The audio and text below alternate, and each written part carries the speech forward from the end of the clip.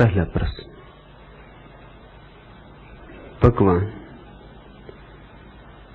पल भर में यह क्या हो गया? वह मैं गई, वह मन गया।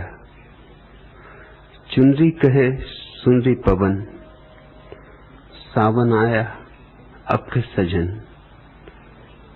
फिर धन्यवाद प्रभु। हंसा, इस संसार में और सब तो घटित होने के लिए समय लेता है, लेकिन ध्यान समयातीत है, पल भी नहीं लगता। दो पलों के बीच में जो अंतराल है वही ध्यान का जगत है। जब ध्यान घटित होता है तो ऐसे ही घटित होता है कि पल भर भी नहीं लगता। ध्यान समय की प्रक्रिया नहीं है, ध्यान की कोई सीढ़ियां नहीं है। ध्यान क्रांति है, विकास नहीं।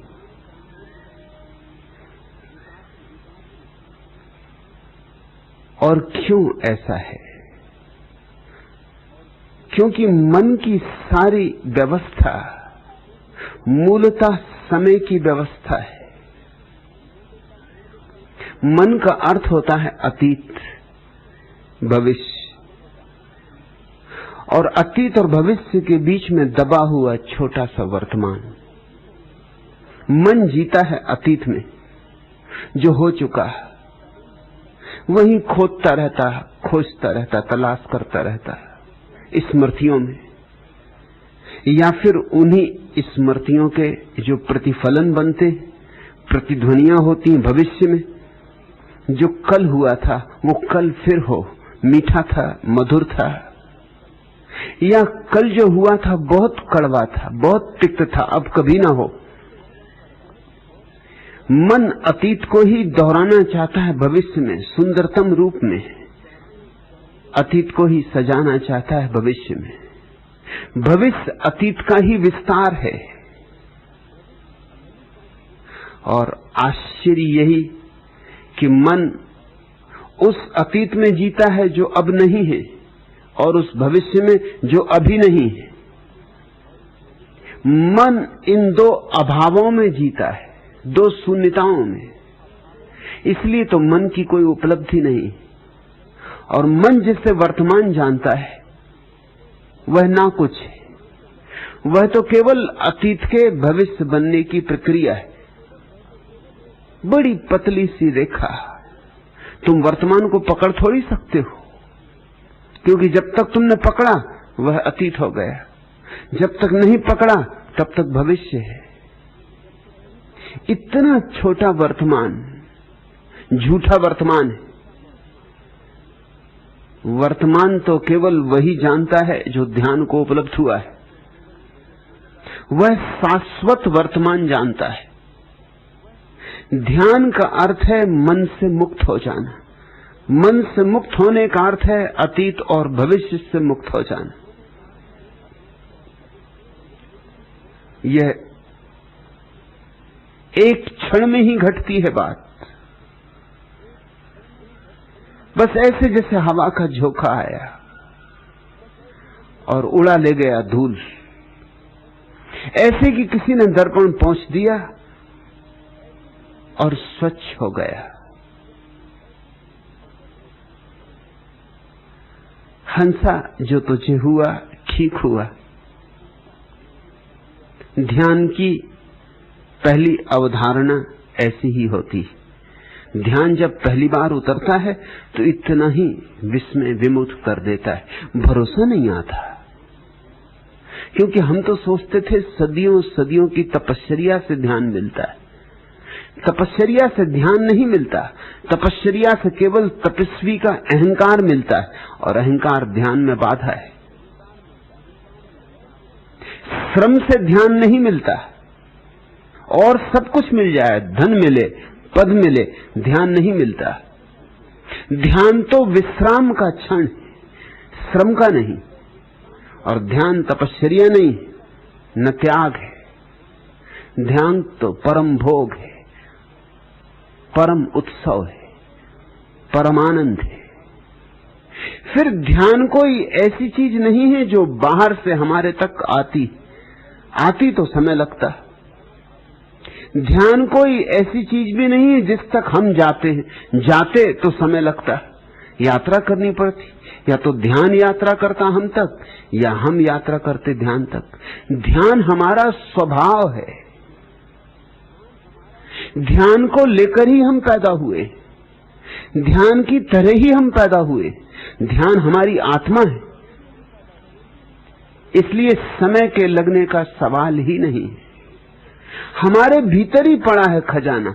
जरा आंख मुड़ी कि मालिक से मिलन हुआ, तू कहती पल भर में यह क्या हो गया। निश्चित ही भरोसा नहीं आता जब पहली बार होता है, क्योंकि हमें तो सदियों सदियों से सिखाया गया है कि पापी हो तुम, पहले पापों को धो, जन्मों जन्मों के पाप हैं, जन्मों जन्मों तक धोगे तब कहीं धुल पाएंगे। एक दूसरे मित्र फिरोज ने पूछा है कि मैं तो गुनहगार हूं, क्या मुझे भी ध्यान हो सकेगा? यही हमें समझाया गया है कि आदमी पापी है, गुनहगार है। मैं तुम्हें याद दिलाना चाहता हूं कि तुम्हारे सब गुनाह, तुम्हारे सब पाप दर्पण पर जमी धूल की तरह हैं, हवा का एक झोंका उड़ा ले जाएगा। और दर्पण धूल से नष्ट नहीं होता, दब भला जाए, उसमें प्रतिबिंब बनने विकृत हो जाएं, न बने, इतनी धूल की परतें जम जाएं, मगर धूलों की परतों के नीचे भी दर्पण अभी भी उतना ही शुद्ध है जितना पहले था। दर्पण धूल से अशुद्ध होता ही नहीं। दर्पण के अशुद्ध होने का कोई उपाय नहीं, तुम्हारे भी अशुद्ध होने का कोई उपाय नहीं। फिरोज, ये पागलपन की बातें छोड़ो कि मुझ गुनहगार को भी क्या ध्यान होगा। फिरोज पाकिस्तान से आए, बैठी है मन में बात मुल्लाओं मौलवियों की कि आदमी गुनहगार है, क्षमा मांगो, तपस्या करो, गलाओ अपने को। नहीं, इस सब की कोई आवश्यकता नहीं। परमात्मा तुम्हारे भीतर मौजूद है, सिर्फ आंख मोड़ो भीतर। ध्यान है आंख का मोड़ना, न तपस्या न श्रम। और जैसे ही आंख मुड़ी और एक बार तुम्हें अपने स्वरूप का दर्शन हो गया, फिर कोई पाप ना हो सकेगा। मैं तुमसे कुछ और ही कह रहा हूं। तुम्हें अब तक यही समझाया गया है कि जब तुम पाप नहीं करोगे तब ध्यान होगा। मैं कह रहा हूं ध्यान होगा तो फिर पाप नहीं होगा। तुम्हें समझाया गया है जब अंधेरा मिट जाएगा तो रोशनी होगी। जिन्होंने ये बात समझाई है वो अंधे थे और उनकी बात मान के तुम भी सदियों से अंधे हो। मैं तुम्हें समझा रहा हूं कि जब रोशनी होगी तो अंधेरा नहीं होगा। और मैं जो कह रहा हूं वो परम वैज्ञानिक सत्य है। तुम अंधेरे से लड़ रहे हो। पाप क्या है? अंधेरा है, उसका कोई अस्तित्व है? मूर्छा है, बेहोशी है, उसका कोई अस्तित्व है? सिर्फ होश का अभाव है, जैसे अंधकार प्रकाश का अभाव है। एक घर में हजारों हजारों साल से अंधेरा रहा हो और तुम जाके एक छोटा सा दिया जलाओ, क्या अंधेरा ये कहेगा कि अरे दिए तू अभी जला, जान में तेरी जान नहीं? हम बहुत प्राचीन हैं, सदियों सदियों से इस घर में रह रहे हैं, तेरे जलने से निकल न जाएंगे। ऐसे दिए तो जलते रहे सदियों तक तो भी हमारा बाल बांका नहीं होने वाला। क्या अंधेरा ऐसा कह सकेगा? नहीं, इधर दिया जला उधर अंधेरा गया। गया कहना भी भाषा की भूल है। अंधेरा था ही नहीं, सिर्फ दिए के अभाव का नाम था। अंधेरे की कोई वस्तुगत सत्ता नहीं थी, उसका कोई अस्तित्व नहीं था। इधर दिया जला, उधर हमने पाया कि अंधेरा नहीं है। क्योंकि भाव और अभाव साथ साथ कैसे होंगे? जब प्रकाश आ गया तो अंधेरा गया। और ऐसी ही क्रांति घटती है भीतर। ध्यान प्रकाश है, जाग जाना है, जागे फिर कोई पाप नहीं होता। तो मैं तुम्हारे गणित को पूरा बदल देना चाहता हूं, इसलिए तो मुझसे पंडित पुरोहित नाराज है, क्योंकि उनका गणित है पहले अंधेरा हटाओ, और उसी में तुमको उलझाए रखते। न अंधेरा हटता है, न बात सुलझती है, न पंडित के जाल से तुम मुक्त हो सकते हो। तुम्हारे तथाकथित महात्माओं का सारा व्यवसाय, उनके व्यवसाय की आधारभूत कुंजी यही है कि तुम्हें एक ऐसे काम में उलझा दिया है जो हल हो ही नहीं सकता। तुमने जरूर ये कहानी सुनी होगी कि एक आदमी निकलता था समुद्र के किनारे से, उसे एक बोतल पड़ी हुई मिल गई। जिज्ञासावश उसने बोतल खोली। तुमने भी खोली होती। क्या है बोतल के भीतर? बड़ा धुआं उठा और एक प्रेत प्रकट हुआ, और उस प्रेत ने कहा कि तू धन्यभागी, क्योंकि मैं कोई साधारण प्रेत नहीं हूं, मैं प्रेतों का सम्राट हूं। मैं सजा भुगत रहा था और उस दिन की प्रतीक्षा थी कि कोई मुझे मुक्त कर दे। तूने मुझे मुक्त किया। तू जो भी कहेगा वो मैं करूंगा, बस मेरी शर्त एक है कि मुझे 24 घंटे काम चाहिए। मैं एक क्षण खाली नहीं बैठ सकता। वो आदमी तो बहुत खुश हुआ। उसने कहा इससे अच्छा और क्या होगा, आओ, बहुत काम है मेरे पास, एक क्षण खाली क्यों बैठोगे? बहुत वासनाएं हैं, बहुत इच्छाएं हैं मेरी, उनको पूरी करने में लगो। जाते ही आज्ञा दी, बनाओ महल। इधर उसने कहा, उधर प्रेत ने महल बना दिया। प्रेत फिर खड़ा था सामने। थोड़ा आदमी घबराया कि अगर इतनी जल्दी चीजें हुई तो जल्दी ही चुक जाएंगी। लाओ धन, हीरे जवाहरात, सोना चांदी।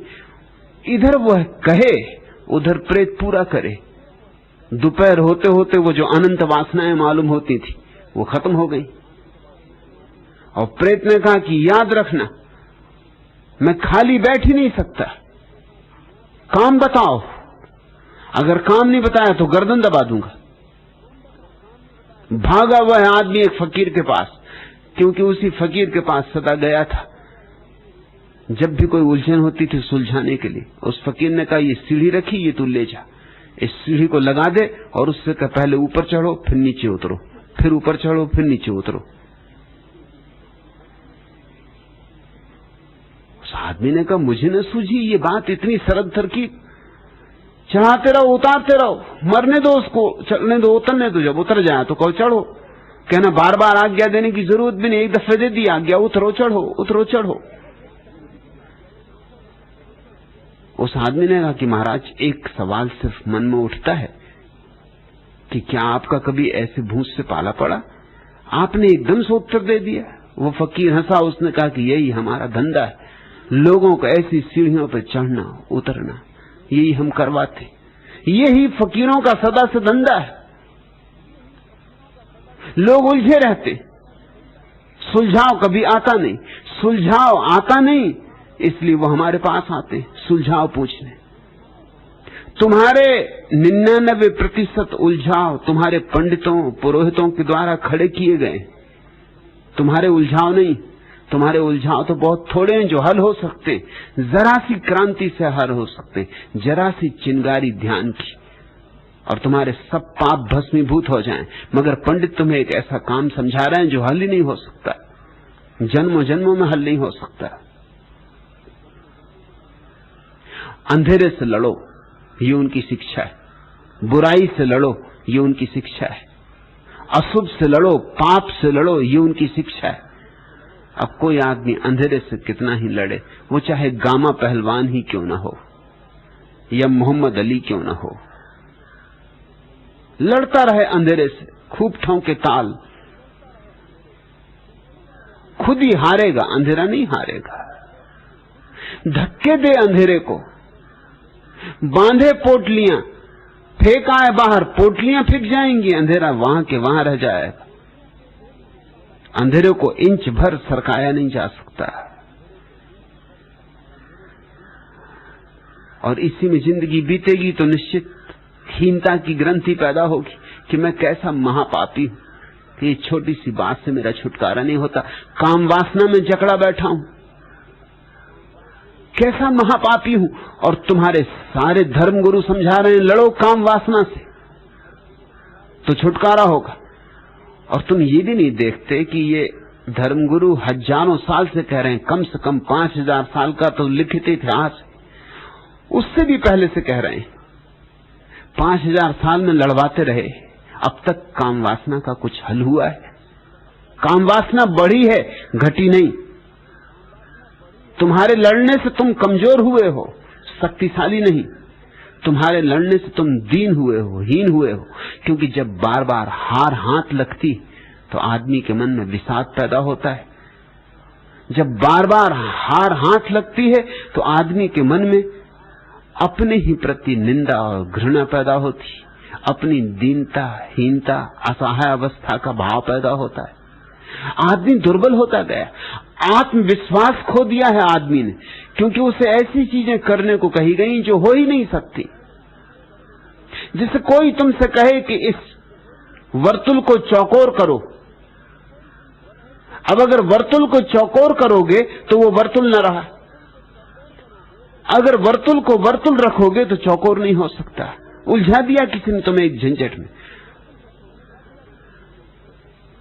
अब तुम फंस गए। न कभी वर्तुल चौकोर होगा, न कभी तुम इस जाल के बाहर आओगे। और स्वभाव था जितने तुम फंस जाओगे उतने ही तुम पूछने जाओगे, और तुम्हें पता नहीं कि जिनसे तुम पूछने जा रहे हो वो भी तुम जैसे ही फंसे, किन्हीं औरों ने उन्हें फंसाया है। फंसाओ बड़े पुराने, बड़े प्राचीन, उनकी बड़ी लंबी परंपराएं। मैं तुम्हें सीधे सूत्र की बात कह रहा हूं। मैं कहता हूं अंधेरे से मत लड़ो, पाप से लड़ना ही मत। सिर्फ भीतर प्रकाश है, उसकी तरफ आंख मोड़ो। तुम पीठ किए खड़े हो, प्रकाश को जलाना भी नहीं, सिर्फ मुड़ना है। ये मुड़ना पल भर में हो सकता है, पल भर में ही होगा, इसके लिए कोई जन्म जन्म लगेंगे मुड़ने के लिए, एक झटके में हो जाएगा। इधर आंख बंद की उधर दिखाई पड़ जाएगा।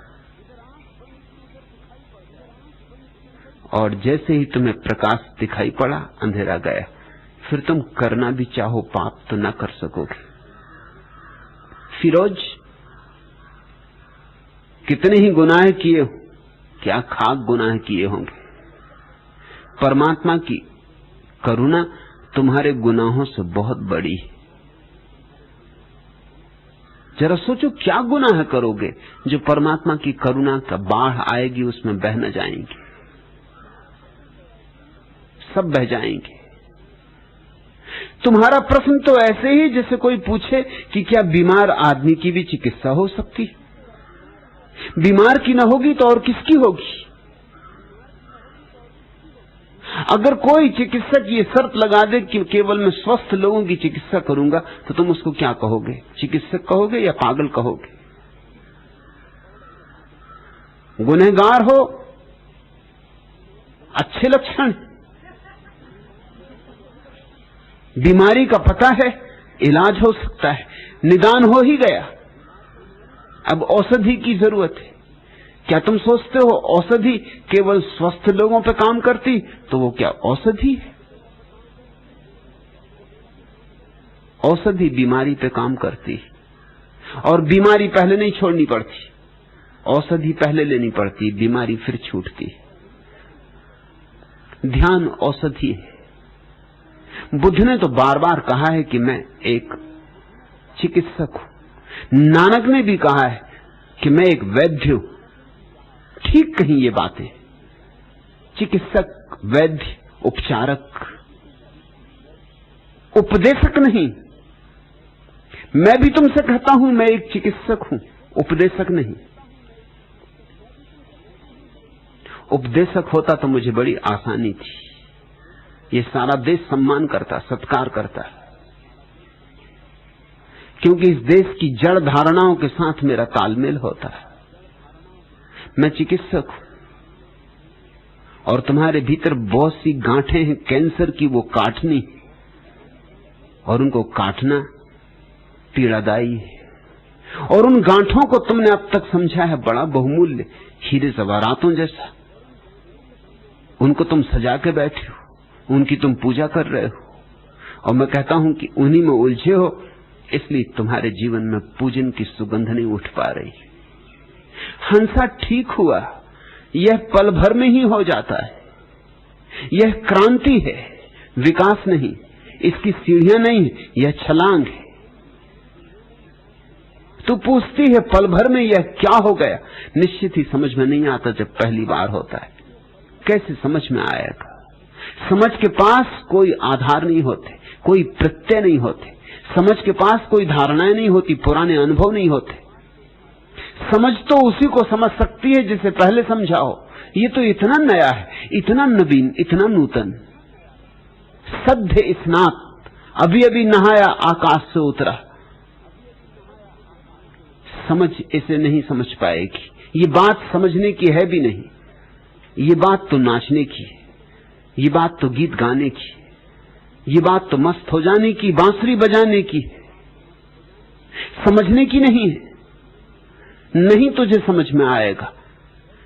यह घटना तो इतना आश्चर्य विमुग्ध कर जाती है, ऐसे रहस्य से भर जाती कि फिर वह रहस्य कभी चुकता नहीं। जितनी गहराई बढ़ेगी इस रोशनी की, अभी तो ये शुरुआत है, अभी तो बस पहली किरण उतरी है, अभी तो पूरे सूरज उतरेंगे, सूरज के बाद सूरज उतरेंगे। कबीर ने कहा है जैसे हजार हजार सूरज एक साथ उतर आए, ऐसी घटना घटती समाधि में।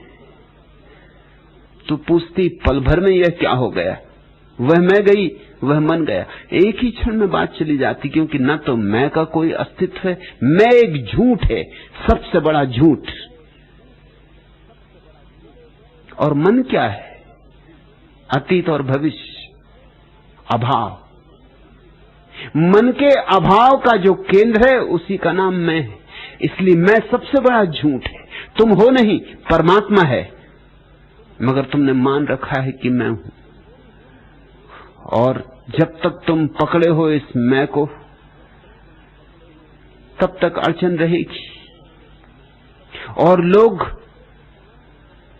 बहुत कुछ कर लेते, संसार से छोड़ के पहाड़ों पर भाग जाते, मगर मैं नहीं छूटता। मैं कोई ऐसे छूटेगा? यहां गृहस्थी थे, वहां तपस्वी हो जाते, यहां भोगी थे, वहां योगी हो जाते। मैं भोग के कपड़े छोड़ के योग के कपड़े पहन लेता है, इससे क्या फर्क पड़ता है? मैं धन छोड़ देता है और त्याग के आभूषण पहन लेता है, इससे क्या होता है? सच तो यह है कि त्यागी का अहंकार भोगी के अहंकार से कहीं ज्यादा बड़ा होता है। होगा भी, क्योंकि धनी तो बहुत हैं, भोगी तो बहुत हैं, त्यागी तो बहुत विरले होते।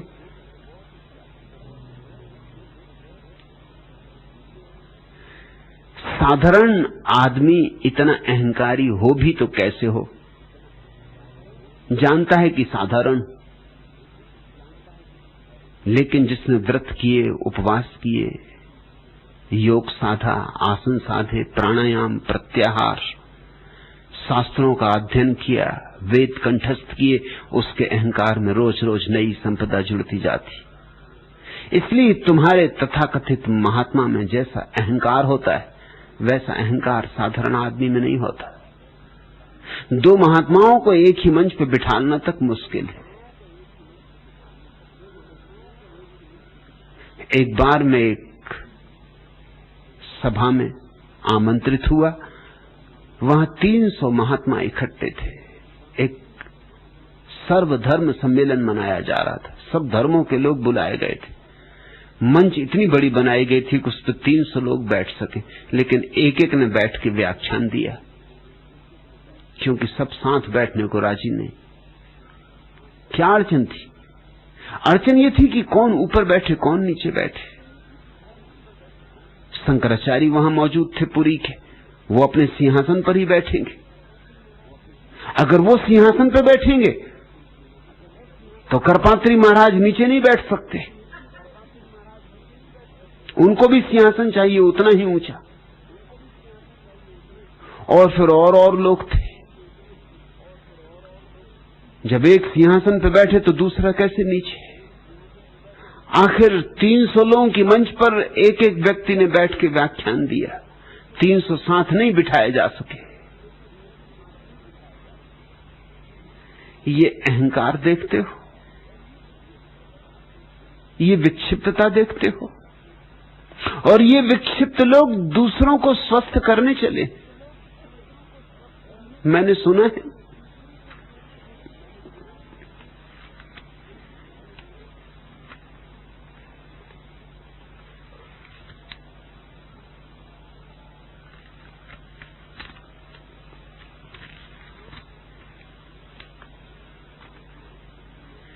एक किसान को यह मानसिक बीमारी थी कि वह स्वयं को बैल समझने लगा था। वह बैलों की तरह ही चलता था और बैलों की तरह रंभाता था। परिवार के लोग और मित्रजन परेशान हो गए। गांव में ही एक पंडित जी आए जो झाड़ा फूंकी के लिए भी प्रसिद्ध थे। घर के लोग उस किसान को नेताजी पंडित जी के पास ले गए। किसान की पत्नी ने रो रो का सब हाल सुनाया। पंडित जी ने कहा, घबराने की कोई बात नहीं बेटी, ये तो बड़ा मामूली सा रोग है, और जवानी के दिनों में मुझे खुद यह रोग हो गया था। मैं सिर्फ बैलों जैसा चलता था और रंभाता ही नहीं था, बल्कि घास फूस और खली चूनी भी खाने लगा था। मेरी खुद पर आजमाई हुई जड़ी मैं इसे दूंगा, इसलिए गारंटी भी दे सकता हूं कि बीमारी अवश्य ठीक होगी, क्योंकि मेरी खुद की बीमारी इसी जड़ी बूटी से ठीक हो गई थी। ऐसा कहते हुए पंडित जी ने आत्मविश्वास के साथ एक मंत्र सिद्ध जड़ी बूटी दी और बताया कि इसे एक काले रंग के कपड़े से बांधकर 7 गांठें लगाकर अमावस की रात को ठीक 12 बजे मरीज के पेट पर रख देना, बस तुरंत ही रोग ठीक हो जाएगा। किसान की पत्नी ने डरते डरते पूछा, महाराज क्या यह उचित न होगा कि पेट की बजाय मरीज के सिर पर जड़ी की पोटली रखी जाए, क्योंकि बीमारी तो दिमाग में है। अगर मुझसे ज्यादा अक्ल तुझ में है तो फिर मेरे पास तू आई ही क्यों? पंडित जी ने गुस्से में आग बबूला होकर कहा, अरे मूर्ख, अगर तू सिर पर पोटली रखने जाएगी तो वो तुझे सींग नहीं मार देगा? पंडित जी को ख्याल होगा कि बीमारी ठीक हो गई, अभी बीमारी ठीक नहीं हुई। अभी पंडित जी भी उतने ही रुग्ण हैं, वहीं के वहीं। उनकी भ्रांति में कोई भेद नहीं पड़ा है।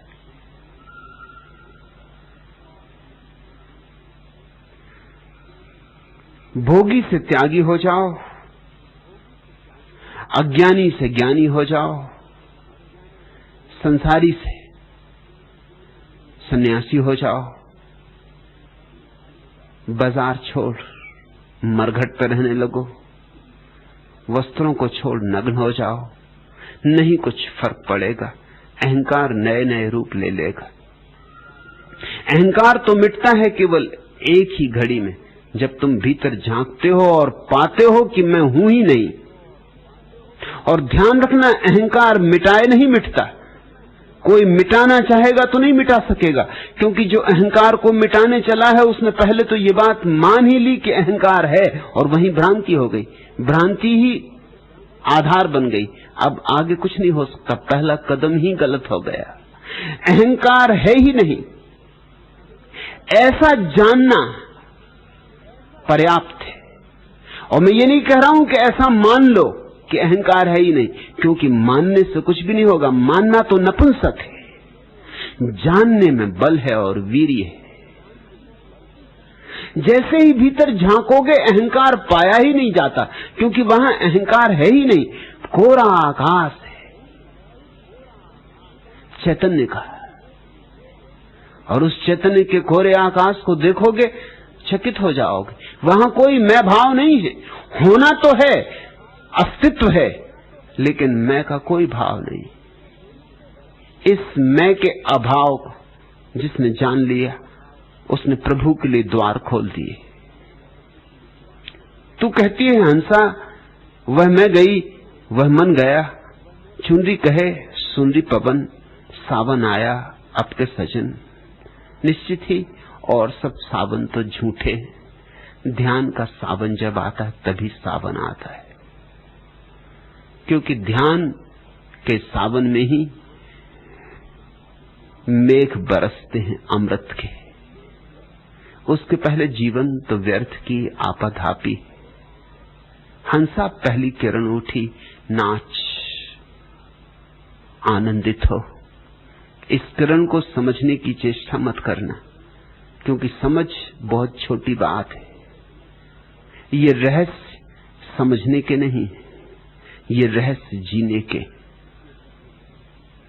बड़भागी है तू, मस्त हो, मग्न हो।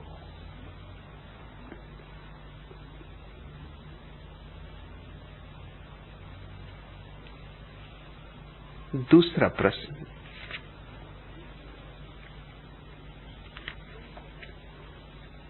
भगवान,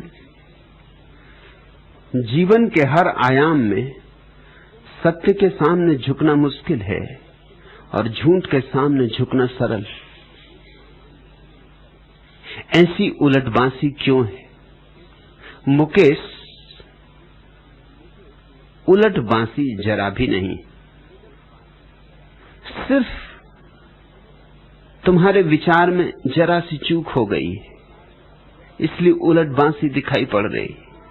चूक बहुत छोटी है, शायद एकदम से दिखाई ना पड़े, थोड़ी खुर्दबीन लेकर देखोगे तो दिखाई पड़ेगी।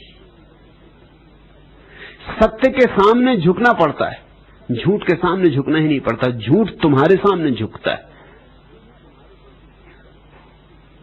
और इसलिए झूठ से दोस्ती आसान है, क्योंकि झूठ तुम्हारे सामने झुकता है। और सत्य से दोस्ती कठिन है, क्योंकि सत्य के सामने तुम्हें झुकना पड़ता है।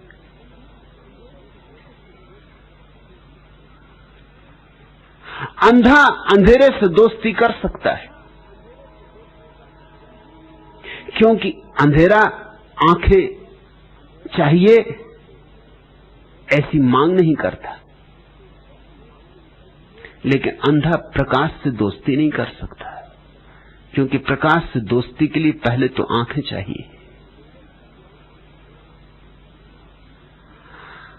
अंधा अमावस की रात के साथ तो तल्लीन हो सकता है, मगर पूर्णिमा की रात के साथ बेचैन हो जाएगा। पूर्णिमा की रात उसे उसके अंधेपन की याद दिलाएगी, अमावस की रात अंधेपन को भुलाएगी, याद नहीं दिलाएगी।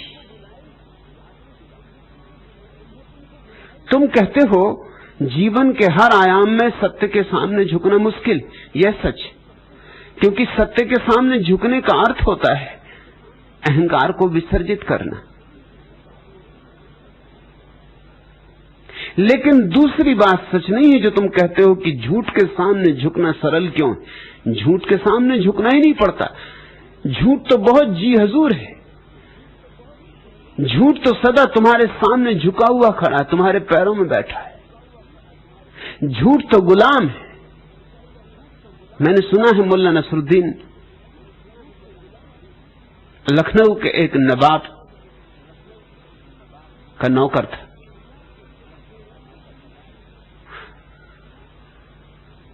शुरुआत तो छोटी सी नौकरी से हुई थी, लेकिन कुशल आदमी है, चमचागिरी में कुशल, जल्दी ही नवाब के बहुत अंतरंग लोगों में हो गया। चमचे का अर्थ होता है झूठ बोलने में कुशल। चमचे का अर्थ होता है झूठ की कला में पारंगत।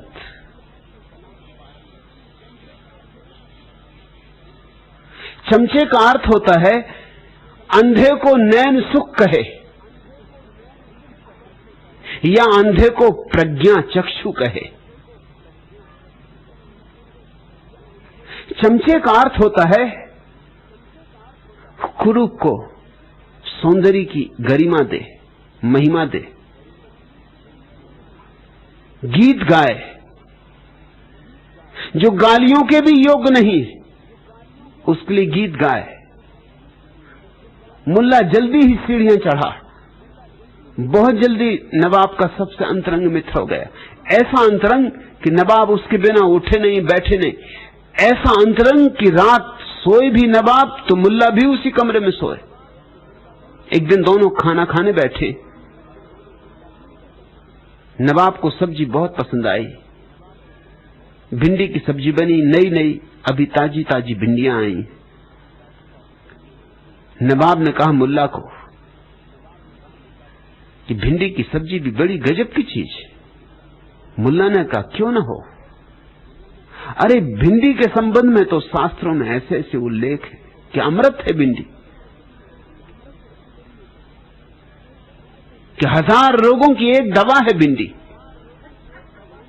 कि बूढ़ा खाए तो जवान हो जाए, कि कहानियां तो यहां तक हैं कि मुर्दों ने खाई तो जिंदा हो गए। जितना झूठ बोल सकता था भिंडी के संबंध में बोला। रसोई ने भी सुन लिया कि भिंडी तो अद्भुत चीज है, और नवाब ने भी माना। रसोईया रोज भिंडी बनाने लगा। अब एक दिन भिंडी हो तो चल जाए, दूसरे दिन भिंडी हो तो चला लो, तीसरे दिन मुश्किल होने लगे। जब 7वें दिन फिर भिंडी बनी तो नवाब ने थाली फेंक दी। कहा ये क्या मचा रखा है, क्या मुझे मारोगे? भिंडी भिंडी भिंडी। मुल्ला नसरुद्दीन एकदम आग बबूला हो गया, उसने भी अपनी थाली फेंक दी। उसने कहा ये रसोईया पागल है, अरे भिंडी जहर है। शास्त्रों में तो साफ लिखा है कि जवान खाएं तो बूढ़े हो जाएं, और बूढ़े खाए कि मरे। बच्चों ने खाई है, बाल सफेद हो गए। नवाब ने कहा अरे नसरुद्दीन, और 7 दिन पहले तो तुम कुछ और कहते थे। नसरुद्दीन ने कहा मालिक मैं आपका गुलाम हूं, भिंडी का नहीं।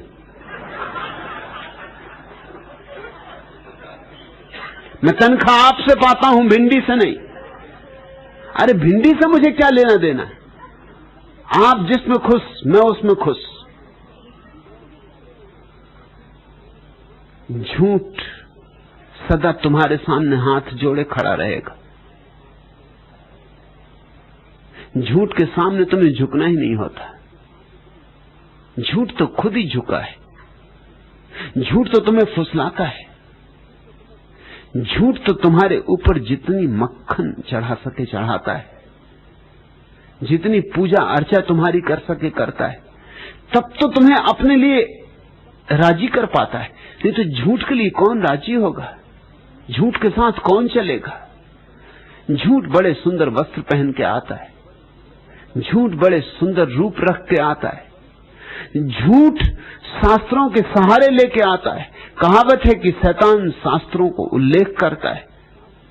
झूठ डरा हुआ है कि अगर किसी ने गौर से देख लिया, वस्त्र उघाड़ के देख लिए, तो भीतर का खोखलापन दिखाई पड़ जाएगा।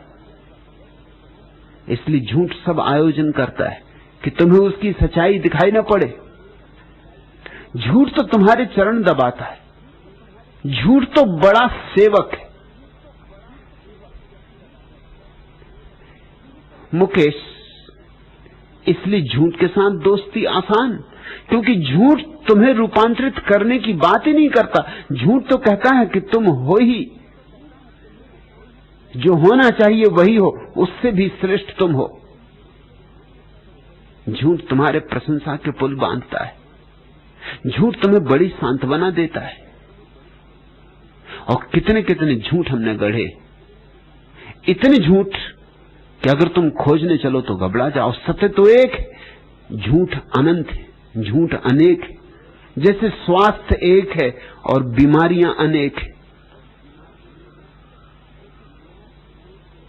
ऐसे ही सत्य एक है और सत्य तुम्हें फुसलाएगा नहीं, तुम्हारी खुशामद नहीं करेगा। सत्य तो कड़वा मालूम पड़ेगा क्योंकि तुम झूठ की मिठास के आदी हो गए हो।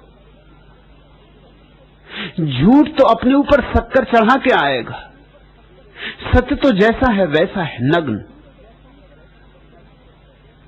जो लोग झूठ के आदी हो गए हैं वो सत्य से तो आंखें चुराएंगे, सत्य उनकी जीभ को जमेगा ही नहीं। सत्य तो उन्हें बहुत तिक्त मालूम होगा, कड़वा मालूम होगा। और ख्याल रखना, हम आदतों से जीते।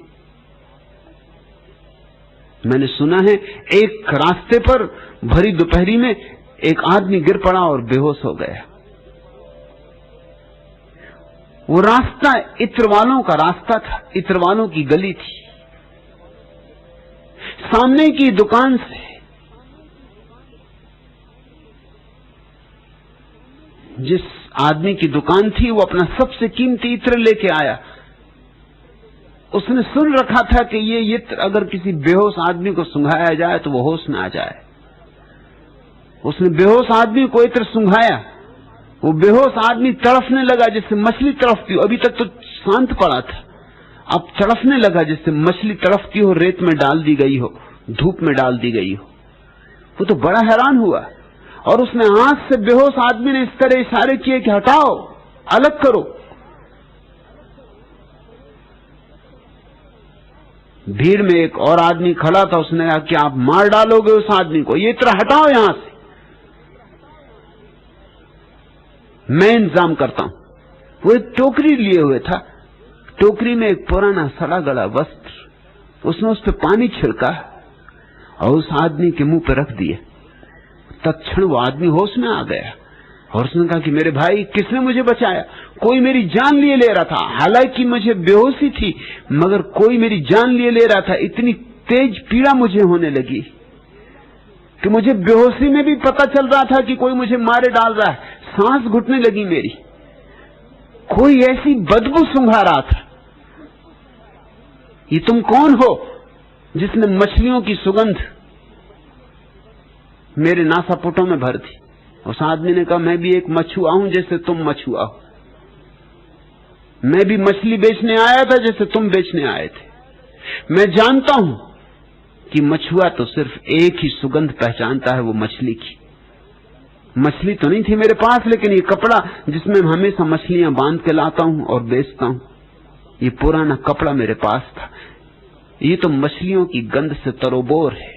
इस पर जरा पानी छिड़क दिया और तेरी नाक पे रख दिया, होश आ गया। और मैं जानता हूं कि ये इत्र वाला तेरी जान ले लेता। वो इत्र की गली में लगी भीड़ तो चकित हो गई। निश्चित ही जिसको मछली में सुगंध आती हो उसको इत्र में दुर्गंध आएगी। जो झूठ के साथ बहुत दोस्ती बना ली, और हमने कितने झूठों के साथ दोस्ती बना ली। हमें बचपन से झूठ ही पिलाए जा रहे हैं, दूध में, मां के दूध में हमें झूठ पिलाए जा रहे हैं। तुम जब पैदा होते हो हिंदू नहीं होते, मुसलमान नहीं होते, ईसाई नहीं होते, जैन नहीं होते, मगर एक झूठ पिलाया जाता है कि तुम जैन हो, कि तुम हिंदू हो, कि तुम ईसाई हो। फिर झूठों पर झूठ कि जैन भी तुम दिगंबर नहीं हो, श्वेतांबर हो। फिर झूठों पर झूठ कि श्वेतांबर भी तुम स्थानकवासी नहीं हो, तेरापंथी हो।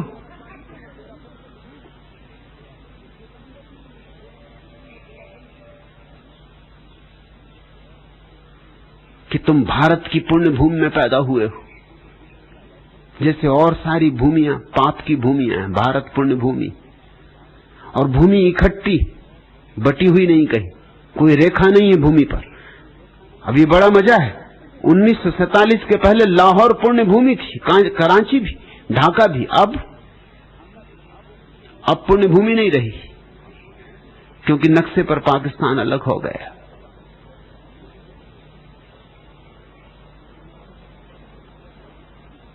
पुण्य भूमि कहां है? ये सारी पृथ्वी या तो पुण्य भूमि है या फिर कोई भूमि पुण्य भूमि नहीं है। मगर झूठ जर्मनों को समझाया जा रहा है कि तुम ही श्रेष्ठ जाति हो, जगत पर राज्य करने को तुम ही पैदा हुए हो। जर्मन जैसी बुद्धिमान जाति को भी अडोल्फ हिटलर जैसा जड़ बुद्धि आदमी, बिल्कुल सामान्य प्रतिभा का आदमी जिसकी कोई योग्यता नहीं है, वो भी मूढ़ बना सका एक बहुत विचारशील जाति को। क्यों? क्योंकि उसने ऐसा झूठ बोला जो सबके मन भाया। उसने ऐसा झूठ बोला जिसको कोई इंकार न कर पाया। उसने कहा कि तुम आर्य हो, शुद्ध आर्य, तुम ही पैदा हुए हो दुनिया पर राज्य करने को। कौन इंकार करे? अगर कोई तुमसे ये कहे कि तुम शुद्ध आर्य हो, बस तुम ही हो शुद्ध, बाकी सारा जगत अशुद्ध हो चुका है। एक तुम पर ही आशा है जगत की। चाहे तुम्हें ये बात शुरू में एकदम झूठ भी लगे कि तुम और शुद्ध आर्य, कि तुम ही पैदा हुए हो जगत पर राज्य करने को, मगर फिर भी मन मान लेने को राजी होगा। मन कहेगा कि बात सच्ची होगी, नहीं कोई कहेगा ऐसा। और जब पूरी जाति को ये बात कही जाती तो जहर बड़े जोर से फैलता है। और जब भीड़ मानने लगती तो भीड़ ही नहीं मानने लगती, समझदार से समझदार लोग मानने लगते हैं। जर्मनी का सबसे बड़ा विचारक मार्टिन हाइडेगर, जो इस सदी के बड़े से बड़े विचारकों में एक है, उसने भी अडोल्फ हिटलर को स्वीकार कर लिया। क्योंकि चाहे कितने ही बड़े तुम विचारक क्यों न हो, तुम्हारे भीतर वही झूठ बैठे हुए हैं जो सबके भीतर बैठे हुए।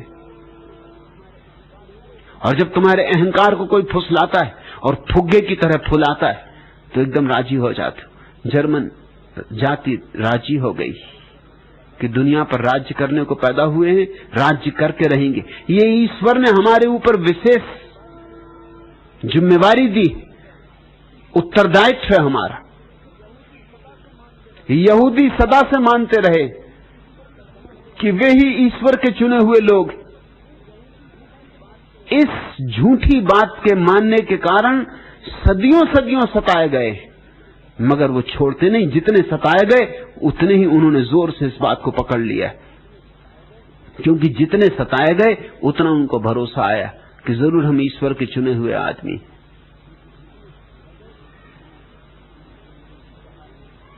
क्योंकि कहा है पुराने उनके शास्त्रों में कि ईश्वर जिससे चुनता है उसे बहुत कठिनाइयों से गुजर के परीक्षा देनी पड़ती, उसके लिए बड़ी चुनौतियां आती, अग्नि परीक्षाएं आती। एक बूढ़ा यहूदी ईश्वर की प्रार्थना कर रहा था और कह रहा था, हे परमपिता, तेरी हम पर सदा से अनुकंपा है। वर्षों से प्रार्थना करता था। एक दिन परमात्मा की आवाज आकाश से गूंजी कि तूने इतनी प्रार्थना की, अब कुछ मांग ले। तो उसने कहा, एक ही बात मांगनी, हमें चुने हुए काफी समय हो गया, अब आप किसी और को चुन लो, अब किसी और जाति को चुन लो, अब यहूदियों का पिंड छोड़ो, क्योंकि तुमने हमें क्या चुना। आज 3000 सालों से हम सताए जा रहे हैं, परीक्षा ही परीक्षा ही परीक्षा ही, उत्तीर्ण तो होने का कोई उपाय दिखाई पड़ता नहीं। यहूदियों को ही भ्रांति नहीं, दुनिया के हर आदमी को यह भ्रांति। आदमियों को छोड़ दो, जानवरों को भी ये भ्रांति। तुमने कहानी सुनी होगी ईसप की। एक सिंह को एक दिन सुबह सुबह एक लोमड़ी ने शक पैदा करवा दिया। लोमड़ी ने कहा, ऐसा लोग कहते तो हैं कि सिंह राजा है, मगर प्रमाण क्या? वोट लिए हैं लोगों के, अब जमाने गए राजशाही के, ये लोकतंत्र है, फिर से वोट लिया जाना चाहिए। सिंह ने कहा, अभी जाके पूछ लेता हूं। एक सियार से पूछा, सियार ने कहा, ये भी कोई बात है पूछने? अरे महाराज, महाराज इधराज, आप ही सम्राट हैं।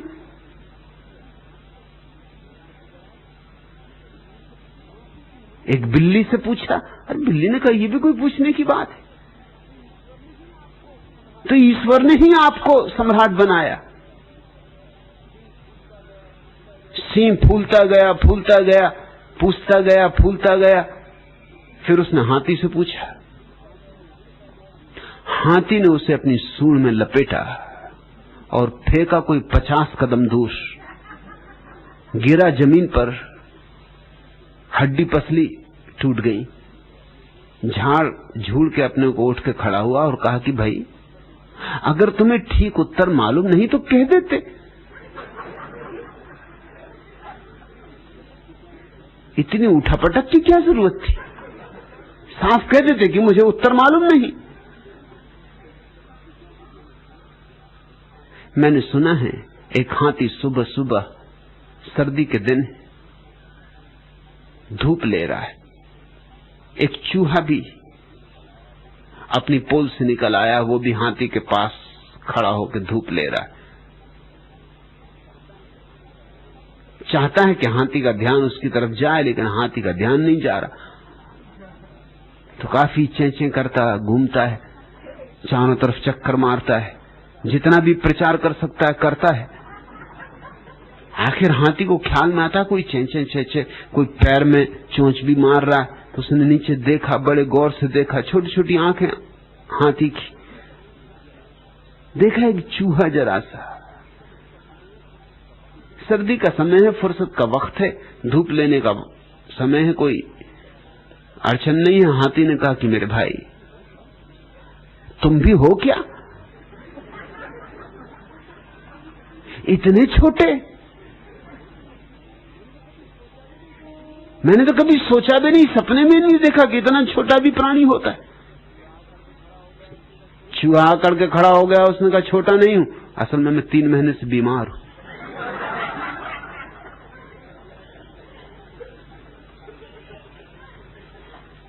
आदमी को ही नहीं, जानवरों को भी। भारत पुण्य भूमि कि यहां ऋषि मुनियों का देश, कि हिंदू धर्म महान धर्म, कि इस्लाम धर्म महान धर्म, कि ईसाईयत ही अकेला धर्म है जिससे स्वर्ग का द्वार खुलेगा। जो ईसाई हैं वे ही केवल प्रवेश पा सकेंगे, बाकी सब नरक में सड़ेंगे। ऐसे फिर झूठों पर झूठ समझाए जाते हैं। रूस में एक तरह के झूठ समझाए जाते हैं कि कम्युनिज्म एकमात्र भविष्य है, और अमेरिका में दूसरे झूठ समझाए जाते हैं, भारत में तीसरे झूठ समझाए जाते हैं। मगर इससे कुछ फर्क नहीं पड़ता, झूठ कोई भी हो झूठ ही है। और झूठ सब तुम्हें फुलाते, झूठ सब तुम्हारी मालिश करते, झूठ तुम्हारे अहंकार को पुष्ट करते। इसलिए झूठ को स्वीकार कर लेना मुकेश आसान क्या, सुखद है, प्रीतिकर है। सत्य को स्वीकार करने के लिए साहस चाहिए। सत्य को स्वीकार करने के लिए साहसी नहीं, दुस्साहस चाहिए। सत्य को स्वीकार करने के लिए जोखिम उठाने की हिम्मत चाहिए। इसलिए सत्य के सामने कोई झुकता नहीं। झुकना पड़ेगा। झुकना कौन चाहता है? कोई नहीं झुकना चाहता।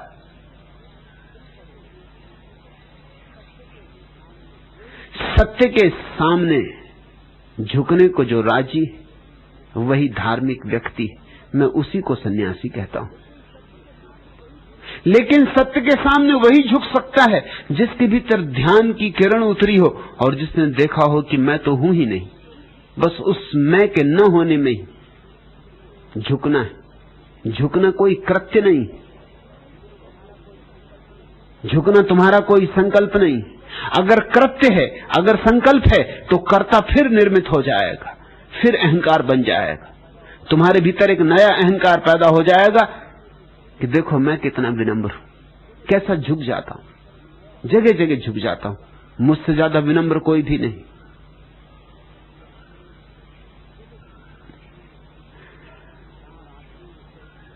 चार आदमियों ने तय किया कि वे एक गुफा में बैठकर ध्यान करेंगे, मौन रखेंगे, जब तक ज्ञानोपलब्धि ना हो जाए, जब तक निर्विकल्प समाधि ना लग जाए, तब तक हटेंगे नहीं, तब तक मौन नहीं तोड़ेंगे। कोई 5-7 मिनट ही बीते होंगे कि पहला आदमी बोला कि अरे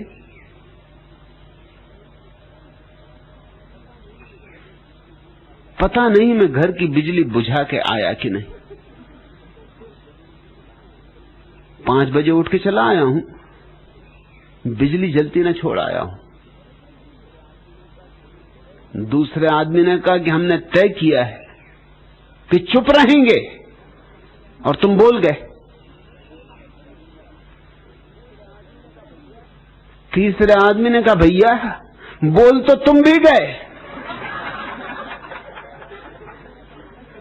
चौथे आदमी ने कहा हम ही भले जो अब तक नहीं बोले।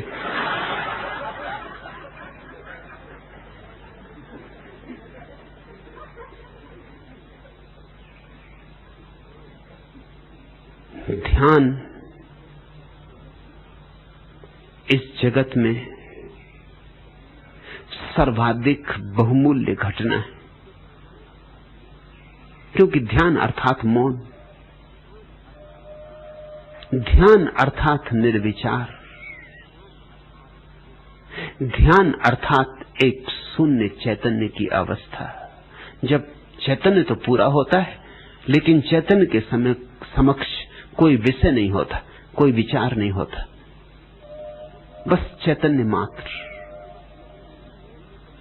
उस चैतन्य की घड़ी में तुम जानोगे तुम नहीं हो, परमात्मा है, यही झुकना है।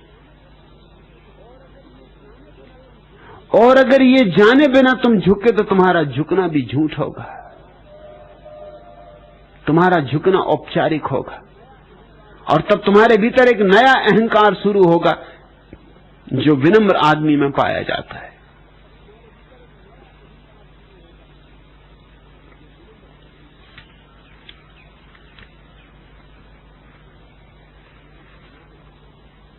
मैंने सुना है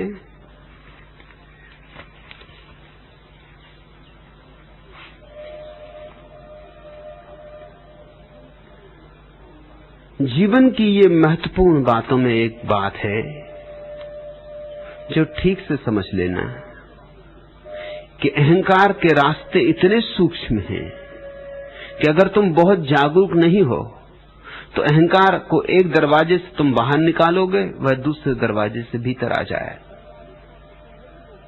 अहंकार इतना कुशल है कि वो विनम्रता का भी आवरण लेके तुम्हारे भीतर आ सकता है। दुनिया में विनम्रता का भी अहंकार होता है।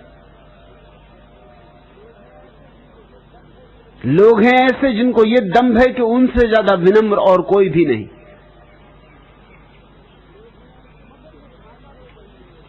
मगर ये भाषा तो वही रही, अहंकार की रही, कुछ फर्क ना पड़ा। अकड़ तो वही रही, कुछ फर्क ना पड़ा। मूढ़ता जरा भी ना बदली।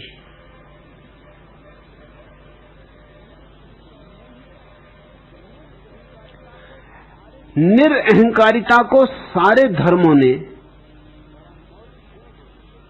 बड़ा मौलिक गुण माना है, लेकिन ख्याल रखना निरअहंकारिता को। और तुम्हें समझाया जो जाता है वो समझाई जाती विनम्रता, निरअहंकारिता नहीं, अहंकार शून्यता नहीं, बल्कि विनम्रता। भाषा कोश में दोनों का एक ही अर्थ होता है, निरअहंकारिता और विनम्रता। भाषा कोश दोनों का एक ही अर्थ करते। भाषा कोशों से बड़ी भ्रांतियां फैलती, क्योंकि भाषा कोश लिखने वाले लोग भाषा जानते होंगे, जीवन नहीं जानते। जीवन की भाषा और है और भाषा का जीवन और है। भाषा तो केवल शब्दों व्याकरण के नियमों का खेल है, जीवन कुछ और ही बात है। न वहां शब्द है न व्याकरण है। जीवन की भाषा में अगर समझना हो, अगर अस्तित्वगत अनुभव समझना हो, तो विनम्रता अहंकार का एक रूप है, निरअहंकारिता नहीं है विनम्रता। इसलिए तुम विनम्र आदमी के चेहरे पर बड़ा दंभ पाओगे, बड़ी अकड़ पाओगे। ऐसे वो हाथ जोड़ के खड़ा होगा, हो सकता है तुम्हारे पैर छुए, हो सकता है तुमसे कहे मैं तो आपकी चरण रज हूं, मगर वो आंख के कोने से देख रहा है कि तुम प्रशंसा करो कि आहा, आप जैसा विनम्र आदमी कोई नहीं देखा। और स्वभाव था जो तुमसे कहेगा कि मैं आपके चरण रज हूं, आप उसकी प्रशंसा करोगे ही, क्योंकि वो आपके अहंकार को भर रहा है, आप उसके अहंकार को भरो। यही पारस्परिक लेन देन है, शिष्टाचार है। कभी कोई आदमी आपसे कहे कि मैं आपकी चरण की धूल हूं, ऐसा एक दफा हुआ। एक मुसलमान फकीर को लोग मेरे पास ले आए। उन्होंने मुझे कहा कि बड़ा विनम्र आदमी, हर किसी के पैर छू लेता है, राह चलते लोगों के पैर छू लेता है, आपसे मिलाना है। मैंने कहा जरूर ले आओ। फकीर आया, एकदम मेरे पैरों में गिर पड़ा, साष्टांग दंडवत, पैर के नीचे की धूल उठा के उसने अपने माथे पर टीका कर लिया। मुझसे बोला कि मैं आपके चरणों की धूल हूं। मैंने कहा निश्चित, तुम बिल्कुल ठीक कहते हो, चरणों की ही धूल हो। वो आदमी बहुत चौंका, उसने मुझे बड़े क्रोध से देखा। मैंने कहा तुमने बिल्कुल सत्य कहा, यही मेरी भी समझ है, तुम्हें देख के ही मैं समझ गया कि तुम चरणों की धूल से ज्यादा नहीं हो। वो आदमी कहने लगा आप आदमी कैसे? मैंने न मालूम कितने लोगों के चरण छुए, बड़े बड़े महात्माओं के पास गया, लेकिन कभी किसी ने मुझे इस तरह की कठोर बात नहीं कही। मैंने कहा कठोर? मैं तो सिर्फ तुम्हारी बात से राजी हो रहा हूं। लेकिन वो नहीं चाहता कि मैं उसकी बात से राजी हो जाऊं, वो चाहता था सुनना कि मैं कहूं कि आहा, यही तो सद्गुण है, यही पुण्य भाव है, तो प्रसन्न होता। उसने ये मैं आपके चरणों की धूल हूं, इसको सूत्र बना लिया अपने अहंकार के निर्माण करने का। मगर इतनी आसानी से अहंकार नहीं छूटता, अंतर दर्शन के बिना नहीं छूटता। तुम ढोंग कितना ही करो सोच विचार का, त्याग तप का, सबको अहंकार पचा लेगा। मुल्ला नसरुद्दीन के बेटे ने उससे पूछा, पापा मेरे मास्टर जी कहते हैं कि दुनिया गोल है, लेकिन मुझे तो चपटी दिखाई पड़ती, और ढब्बू जी का लड़का है, वह कहता है न तो गोल है न चपटी, जमीन चौकोर है। पापा आप तो बड़े विचारक हैं, आप क्या कहते? मुल्ला नसरुद्दीन ने आंखें बंद कर ली। जब बेटा कह रहा आप बड़े विचारक हैं, तो थोड़ा विचारक का ढोंग करना पड़ेगा। आंखें बंद कर ली, हाथ डोरी से लगा लिया, जैसे तुमने रोडिन की मूर्ति देखी हो, दी थिंकर, हाथ लगाए हुए डोरी से। थोड़ी देर बैठे ही रहा, हालांकि सोच विचार कुछ नहीं आया, सब तरह की बातें सिर में घूमती रही कि आज कौन सी फिल्म देखने जाऊं, क्या करूं क्या ना करूं। बेटे का पापा बहुत देर हो गई, अब तक आप पता नहीं लगा पाए, दुनिया गोल है, चपटी है कि चौकोर है? मुल्ला नसरुद्दीन का बेटा, न तो दुनिया गोल है, न चपटी न चौकोर, दुनिया 420। अब कितने सिर लगा के सोचते रहो, मगर सोचोगे भी क्या?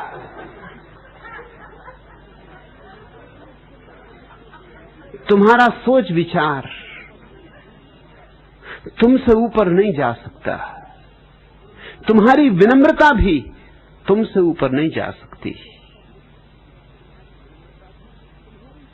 तुम्हारी विनम्रता भी चाकर हो जाएगी तुम्हारे अहंकार की। और ये सारे झूठ और झूठों के झमेले हमें सिखाए गए। झूठ के सामने मुकेश तुम्हें झुकना ही नहीं पड़ता, झूठ खुद ही झुक जाता है। झूठ एकदम पैर पकड़ लेता है। झूठ कहता है मालिक मुझे सेवक की तरह स्वीकार कर लो, सब तरह आपकी सेवा करूंगा, सब तरफ आपकी सुरक्षा करूंगा। सत्य तो आपको मुश्किलों में डाल देगा, मैं आपको मुश्किलों से बचाऊंगा। सत्य तो आपको झंझटें खड़ी कर देगा। सिगमंड फ्रायड ने लिखा है, और ठीक लिखा है, कि अगर प्रत्येक व्यक्ति ये तय कर ले पृथ्वी पे कि 24 घंटे सिर्फ सत्य बोलेंगे, सिर्फ सत्य और कुछ भी नहीं, तो दुनिया में 4 दोस्त भी नहीं बचेंगे। सब पति पत्नियों के तलाक हो जाएंगे। अगर 24 घंटे के लिए लोग तय कर लें कि सिर्फ सत्य बोलेंगे, खालिस सत्य और कुछ नहीं,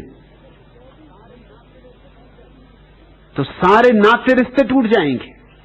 और सिगमंड फ्रायड जब कुछ कहता है तो उसकी बात में गहरी खोज, जीवन भर का अनुभव है। 40 साल तक लोगों के मनों में झांकने की जो उसकी अपूर्व क्षमता थी, उसके आधार पर उसका ये वक्तव्य है। लोग कह ही नहीं रहे, लोग कुछ और ही कहते हैं, सोचते कुछ और हैं, बताते कुछ और हैं, भीतर कुछ है, बाहर कुछ और है। हमारे सारे नाते रिश्ते झूठ पर खड़े। पत्नी कहती पति से कि मैं आपके चरणों की दासी हूं, मगर हालत और है, मानती यही है कि ये चरणदास है। 24 घंटे यही सिद्ध करती कि तुम चरणदास हो, और चिट्ठी वगैरह में लिखती कि आपके चरणों की दासी। वो सब चिट्ठी पत्रियों में लिखने की बात है, मगर चरणदास भी जब चिट्ठी पाते कि पत्नी लिखती चरणों की दासी, तो फूल के कुप्पा हो जाते, बड़े प्रसन्न होते। कौन पत्नी मानती कि पति में अकल है?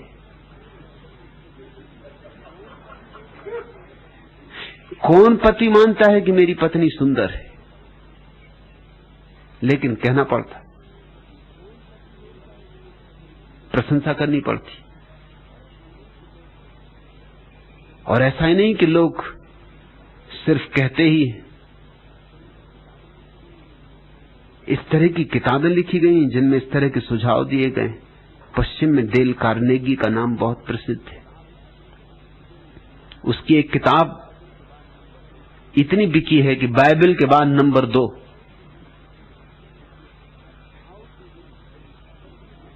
How to win friends and influence people, कैसे दोस्त बनाओ, कैसे लोगों को जीतो।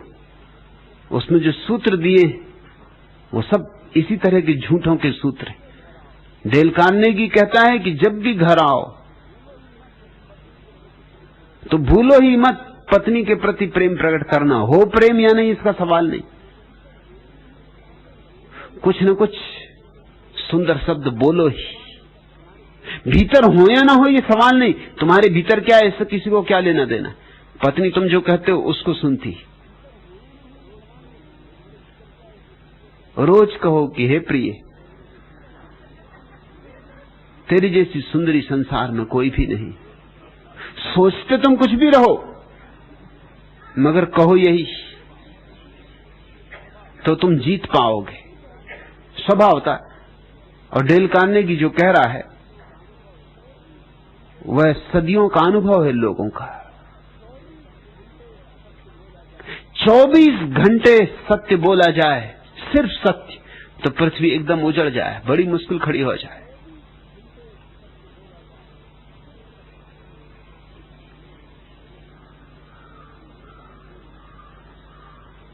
एक आदमी ने गांव के नेताजी को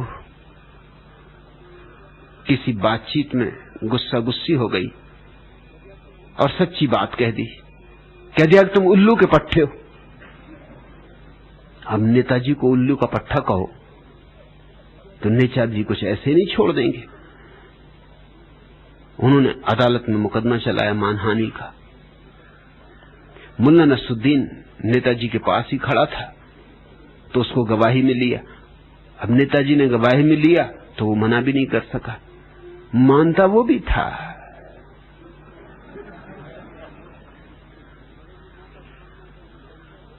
मगर ये मौका छोड़ना कि नेताजी प्रसन्न रहें तो ठीक ही है, कभी काम पड़ेंगे।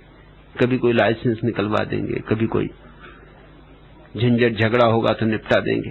तो चला गया अदालत में। जिसने गाली दी थी नेताजी को, उसने मजिस्ट्रेट को कहा कि होटल में कम से कम 50 लोग थे, जरूर मैंने उल्लू का पट्टा शब्द का उपयोग किया है, लेकिन मैंने किसी का नाम नहीं लिया।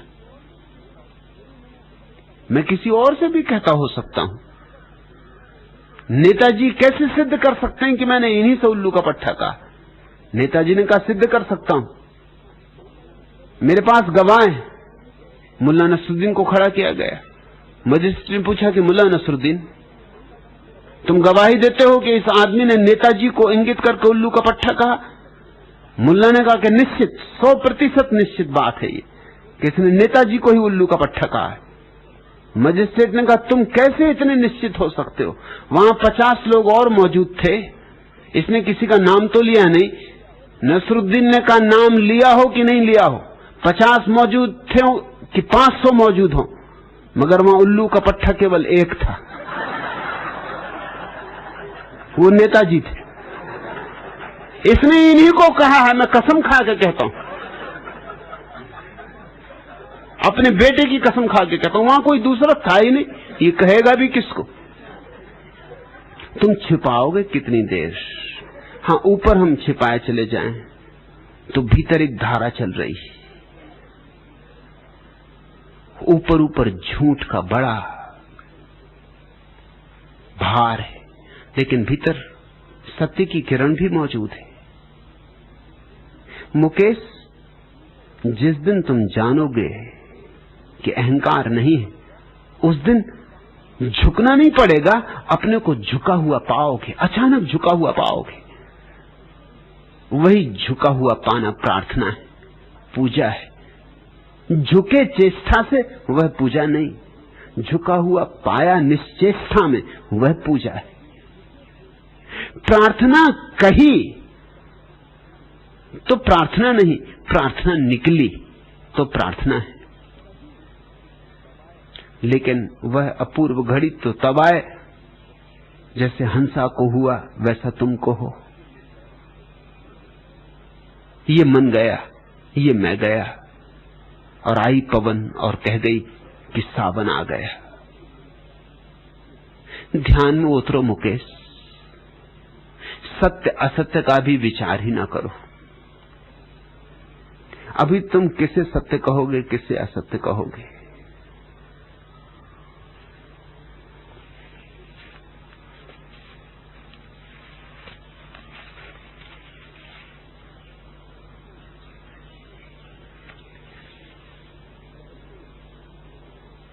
किसी शहर के एक प्रसिद्ध सिनेमा घर में एक व्यक्ति मैनेजर के कक्ष में पहुंचा और उसने बड़े ही क्रुद्ध स्वर में मैनेजर से कहा, सुनिए जनाब, मेरी पत्नी अपने किसी प्रेमी के साथ यहां सिनेमा हॉल में मौजूद है।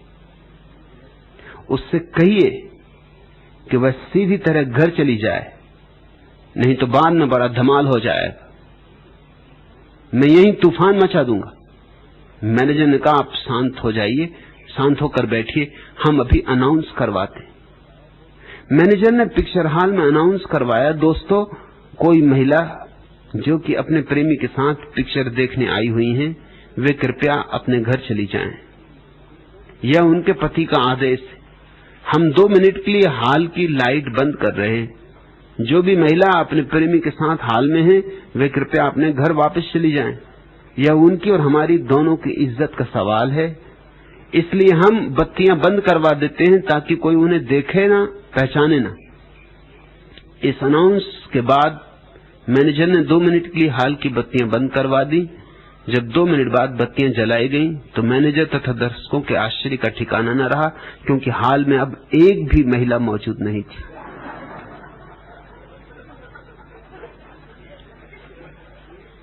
एक जिंदगी है तुम जो जीते हो, एक जिंदगी है जो तुम दिखलाते हो, एक जिंदगी है जैसी होनी चाहिए थी और एक जिंदगी है जैसी तुमने बना ली। इन झूठों के बाहर आओ, लेकिन तुम बाहर आने की चेष्टा से बाहर ना आ सकोगे। तुम्हारे भीतर सत्य की प्रतीति हो तो बाहर आ सकोगे। फिर दोहरा दूं, क्रांति भीतर से बाहर की तरफ होती है, बाहर से भीतर की तरफ नहीं। पहले केंद्र पर क्रांति होती, तब परिधि की तरफ फैलती। परिधि पर क्रांति नहीं होती। परिधि की क्रांति अगर हो तो वो क्रांति नहीं होती, क्रांति का केवल झूठा आभास होती। परिधि की क्रांति को ही लोग आचरण कहते हैं, और समाज का जोर इसी पर है कि आचरण सुधारो, आचरण सुधारो। और तुम्हारे आचरण सुधारने के सब उपाय केवल तुम्हें झूठ कर जाते, थोथा, पाखंडी कर जाते। मैं चाहता हूं तुम्हारा अंतस जागरूक हो। आचरण अगर कभी बदले तो अंतस के कारण बदले। आचरण के कारण अंतस नहीं बदलता है। आचरण तो सिर्फ पाखंडी ही पैदा करता है।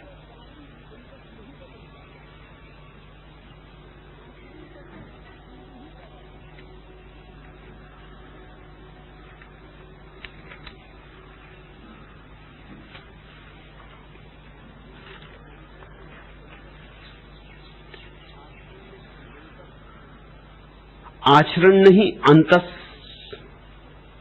इस सूत्र को हृदय में संभाल के रख लो।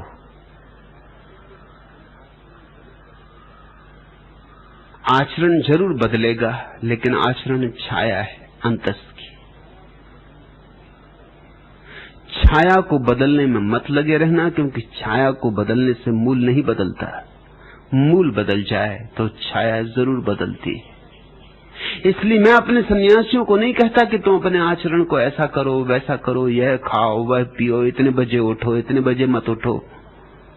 मैं अपने सन्यासियों को सिर्फ एक बात कह रहा हूं, सिर्फ एक औषधि, कि तुम ध्यान में उतरो। ध्यान तुम्हें सत्य के सामने खड़ा कर देगा। फिर तुम्हारे जीवन में क्रांति होनी शुरू होगी, जो तुम करोगे नहीं, होगी ही। और उस बात का सौंदर्य ही और है। जब तुम्हारा आचरण अपने आप बदलता है, जब तुम्हारे आचरण में अपने आप आभा आती, थोप थाप के, जबरदस्ती ऊपर से बिठा के, किसी तरह संभाल के जो आचरण बनाया जाता है वह पाखंड है। लेकिन सदियों से तुम्हें पाखंड सिखाया गया, धर्म के नाम पर, नीति के नाम पर। इसलिए मैं जब तुम्हें उस पाखंड को छोड़ देने के लिए कहता हूं, तो तथाकथित नीतिवान लोग मेरे विपरीत हो जाते, तथाकथित धार्मिक लोग मेरे विरोध में हो जाते। उनका विरोध समझ में आता है, क्योंकि सदियों को उनकी धारणा को मैं तोड़ने की कोशिश कर रहा हूं। लेकिन उस धारणा को तोड़ना ही होगा, क्योंकि सदियां बीत गई और आदमी नहीं बदला। सदियां बीत गई और आदमी सड़ता ही चला गया।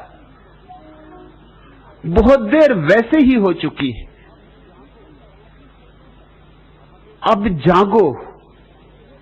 अब हम एक नए धर्म का सूत्रपात करें, परमात्मा को एक नए ढंग से पुकारें, प्रार्थना को एक नई भाव भंगिमा दें, जीवन को एक नया मार्ग।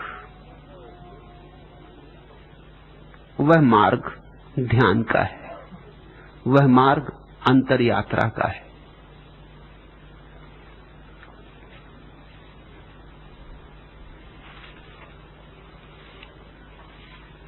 तीसरा प्रश्न,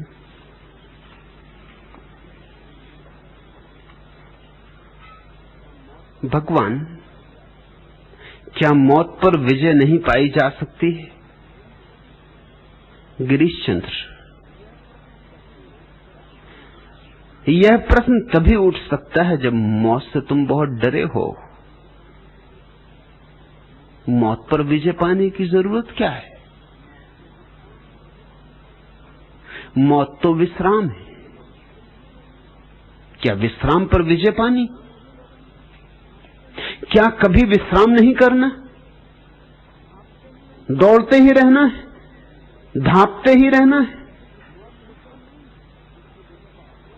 मौत दुश्मन नहीं है कि उस पर विजय पाओ। मौत तो महामित्र है। मौत तो तुम्हारे सारे जीवन के उपद्रव, सारे जीवन की आपाधापी, के बाद तुम्हें विश्राम का क्षण। मौत तो तुम्हें नई देह देगी, नया जीवन देगी। अगर कुछ पाठ लिए हो पुराने जीवन से तो नए जीवन में उनका उपयोग कर लेना। मौत तुम्हें एक अवसर देगी पुरानी आदतें छोड़ने, पुरानी देह के छोड़ने, पुराने ढंग ढांचे को छोड़ने का। मौत तो एक महा अवसर है। मैंने सुना है जब सिकंदर भारत की यात्रा को आया तो उसने सुन रखी थी एक कहानी, कहानी ही मानता था, नहीं सोचा था कि सच होगी। सुन रखा था उसने कि कहीं रास्ते में, मरुस्थलों में कोई एक ऐसा झरना है जिस झरने का जल पी लेने से आदमी अमर हो जाता है। सिकंदर जब आया तो उसने अपने सिपाहियों को कह रखा था कि पता लगाया रखना, जहां से गुजरो पता लगाया रखना कि वो झरना कहां है। और आखिर वो एक दिन घड़ी आ गई जब उस झरने का पता मिल गया। सिकंदर ने उस झरने पे चारों तरफ पहरा लगवा दिया, अकेला उस झरने के पास गया। एक छोटी सी खोह में, एक छोटी सी गुफा में वो झरना था। भीतर प्रवेश किया, बड़ा स्वच्छ निर्मल जल था, ऐसा जैसा कभी नहीं देखा। इस स्फटिक मणि जैसी स्वच्छता की बात तो सुनी थी मगर देखी नहीं थी, आज पहली बार देखी। सामने अमृत को देखकर फिर कोई रुके, जल्दी से अंजलि भर के पीने को ही जा रहा था कि कोई आवाज गूंजी कि रुक। चारों तरफ देखा कि कौन है गुफा में। एक कौआ बैठा था। उस कौए ने कहा रुक, मेरी सुन ले, मेरी कथा सुन ले, मेरी दुख कथा सुन ले, फिर पीना। एक क्षण रुक जाएगा तो कुछ हर्ज नहीं होगा। एक तो कौआ और बोले, भरी अंजलि छूट गई। सिकंदर भी एकदम घबरा गया और उसने पूछा कि क्या तुम्हें कहना है। उस कौवे ने कहा मुझे ये कहना है कि जैसे तू सिकंदर है आदमियों में, ऐसा मैं भी सिकंदर हूं कौओं में। मैंने भी कहानी सुनी थी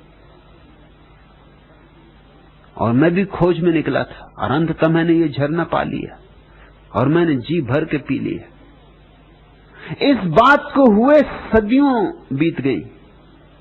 अब मैं मरना चाहता हूं और मर नहीं पा रहा हूं। सिर पटकता हूं, चोट नहीं लगती। पहाड़ से गिरता हूं, जिंदा का जिंदा। आग में चला जाता हूं, पंख नहीं जलते। जहर पीता हूं, असर नहीं होता। और अब मुझे मरना है। मैं थक गया, बहुत थक गया। अब कब तक जीता रहूं? किस लिए जीता रहूं? अब ये जिंदगी बहुत बोझ मालूम होती।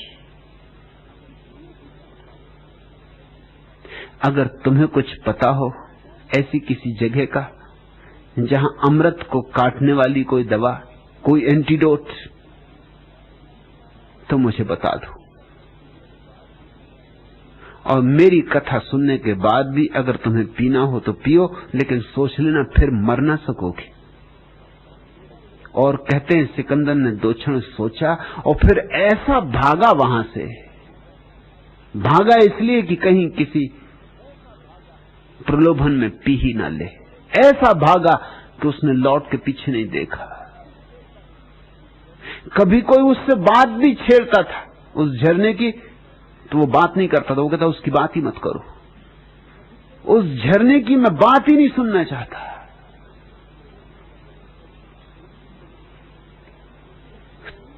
गिरीश चंद्र, तुम पूछते हो क्या मौत पर विजय नहीं पाई जा सकती? क्या करोगे मौत पर विजय पाकर? मौत जीवन की विपरीत अवस्था नहीं है, जीवन को नित नया करने की व्यवस्था है। मौत से गुजर के जीवन नित नूतन होता है। मौत जीवन का अंत नहीं है, जीवन तो शाश्वत है। जीवन को जानो तो तुम्हें जीवन की शाश्वतता पता चल जाए। जीवन तो अमृत है ही, अब किसी और अमृत की जरूरत नहीं है। और मौत को जीत के क्या करोगे? मगर मौत से आदमी भयभीत है और भय के कारण मौत को जीतना चाहता है। और सदियों से आदमी ने चेष्टा की, एक से एक मूर्खतापूर्ण चेष्टाएं की गई। अभी अमेरिका में एक नई से नई चेष्टा चल रही, क्योंकि अमेरिका में अब साधन उपलब्ध हो गए, तो कुछ लोग मर जाते, वो वसीयत कर जाते कि उनकी देह को बचाया जाए।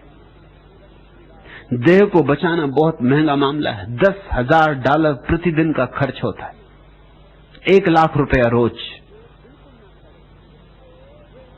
देह बिल्कुल ना सड़े, जैसी की तैसी रहे, तो उसको बहुत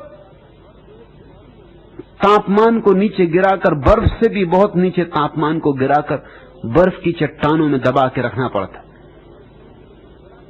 एक क्षण को भी अगर गर्मी पहुंच गई, जरा सी भी गर्मी पहुंच गई, तो देह में सड़ान शुरू हो जाएगी, और ये मरने के मिनटों के भीतर हो जाना चाहिए। इस समय अमेरिका में कोई 10 लाशें इस तरह बचाई जा रही। क्यों? वो करोड़पतियों की लाशें हैं, वो मरते वक्त वसीयत कर गए कि उनकी लाश बचाई जाए। किस आशा में? क्योंकि वैज्ञानिक कहते हैं कि 10 या 15 वर्ष के भीतर हम वो तरकीब खोज लेंगे जिससे मुर्दे को पुनः जिलाया जा सकता है। तो 10 से 15 साल का सवाल है। 10-15 साल अगर लाश बची रही और तरकीब खोज ली गई, तो मुर्दों को जगाया जाएगा, उसमें ये मुर्दे भी जाग जाएंगे। 1 लाख रुपया रोज का खर्च, कोई 4 अरब रुपया प्रति वर्ष का खर्च। मगर जिनके पास सुविधा है वो 15-20 साल का इंतजाम कर सकते हैं।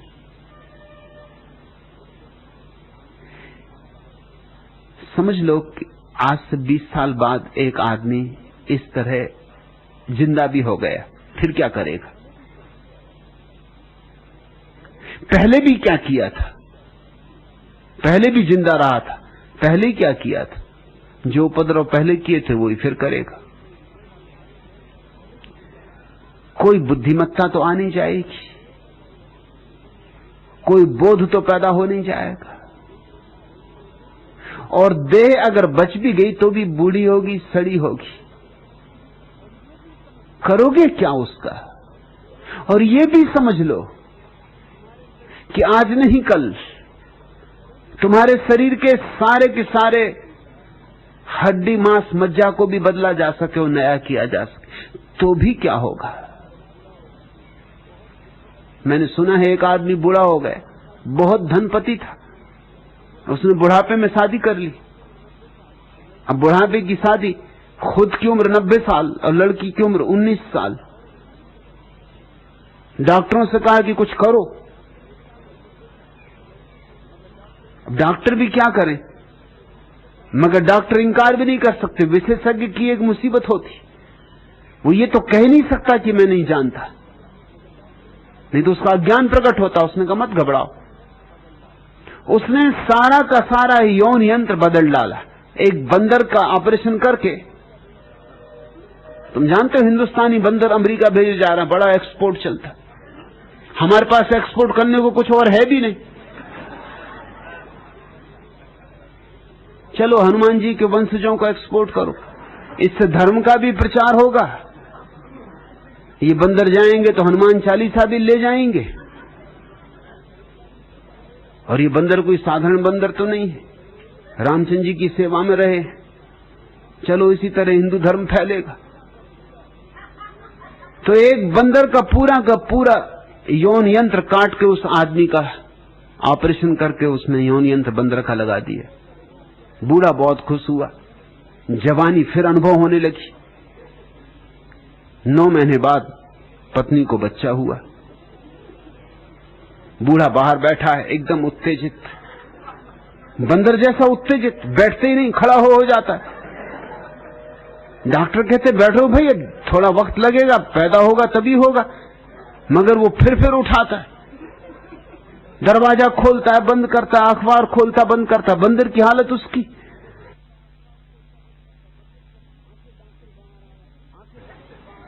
आखिर डॉक्टर बाहर आया, उसने पूछा क्या हुआ?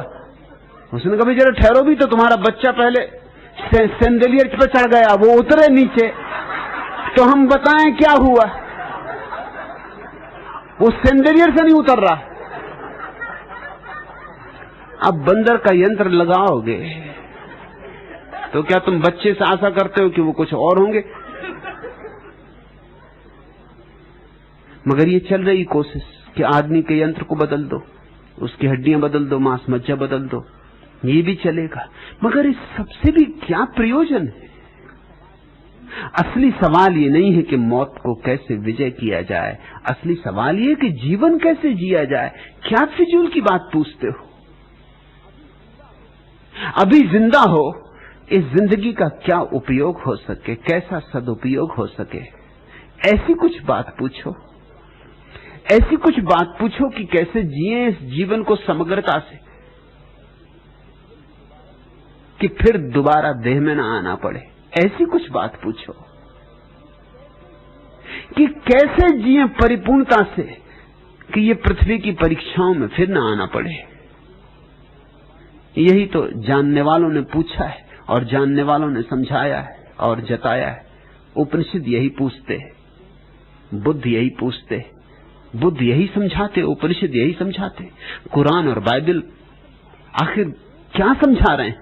एक ही बात समझा रहे हैं कि देह में होना,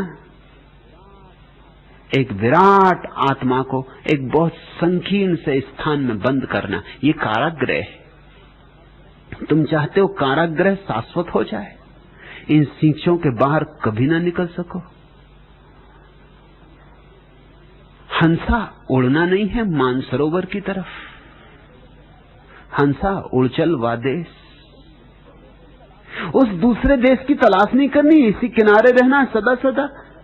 और पाया क्या है इस किनारे? खोया है सिर्फ। नहीं, मृत्यु को शत्रु मत मानो।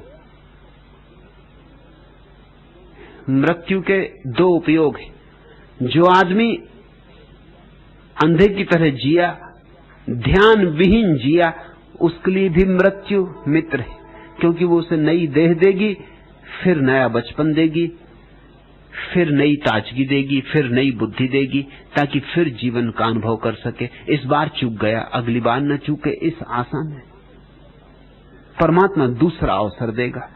और जिस व्यक्ति ने जीवन को समग्रता से जिया, ध्यानपूर्वक जिया, जीवन को समाधि में रूपांतरित कर लिया, उसके लिए दूसरी देह नहीं मिलेगी। उसके लिए तो परमात्मा में निमग्न होने का अवसर मिलेगा। वह तो उसके विराट आकाश में लीन हो जाएगा, जैसे गंगा सागर में गिर के लीन हो जाती। उस लीनता का आनंद लेगा। वह आनंद शाश्वत है, सच्चिदानंद। वहां सत्य है, वहां चैतन्य है, वहां आनंद है। देह नहीं होगी, सिर्फ बोध मात्र होगा, चिन्ह मात्र होगा।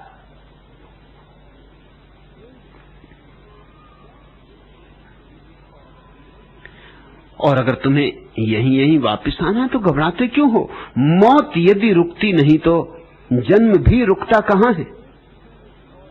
एक क्षण यदि और है तो दूसरा क्षण और कुछ है। रूप पल पल पर बदलकर और कुछ है, और कुछ है। यह अखंड विधान जग में रंच भी झुकता कहां है? मौत यदि रुकती नहीं तो जन्म भी रुकता कहां है? यदि तुम्हारे वक्ष में है सांस, बाहों में भरा बल, काल सरता की लहर पर आंख दो गति चित्त निर्मल, सिंधु समझो बिंदु पर वह बिंदु में चुकता कहां है? मौत यदि रुकती नहीं तो जन्म भी रुकता कहां है? दुख केवल दुख ही यदि सत्य है तो और क्या है? अश्रु सिंचित हास पुलकित जिंदगी फिर और क्या है? जिंदगी का मोल केवल मौन से चुकता कहां है? मौत यदि रुकती नहीं तो जन्म भी रुकता कहां है? गिरीश चंद्र ऐसे क्या घबराए? न मौत रुकती न जन्म रुकता। मौत और जन्म एक ही सिक्के के दो पहलू हैं, इधर मरे उधर जन्मे। जन्म हो गया तो मौत होगी, मौत हो गई तो जन्म होगा। सिर्फ उन थोड़े से लोगों को छोड़कर जो जाग के मरेंगे। जो जाग के मरेंगे वो न तो जन्मते न मरते, वो उस शाश्वत को पा लेते हैं जिसका कोई जन्म नहीं, मृत्यु नहीं। उस शाश्वत का नाम ही परमात्मा है। गिरीशचंद्र, पाओ परमात्मा को, मौत पर विजय पाकर क्या करोगे? क्या हाथ लगेगा? 70 साल की जिंदगी होगी 700 साल की, 700 साल की होगी 7000 साल की, क्या होगा? तुम वही वही दोहराए जाओगे ना। इतना दोहराने से भी तुम्हें समझ नहीं आती, इन्हीं गड्ढों में फिर गिरोगे, यही भूलें फिर करोगे।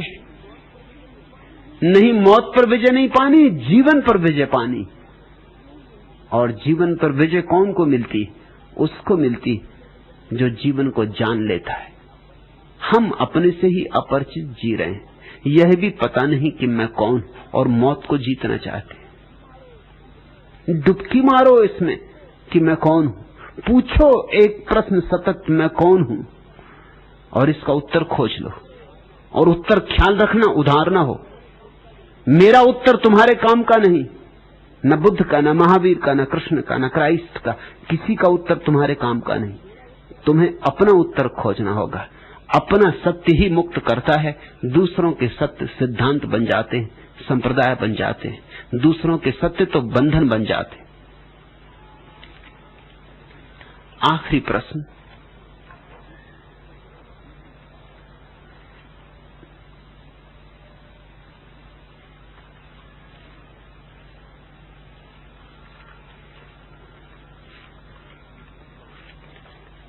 भगवान,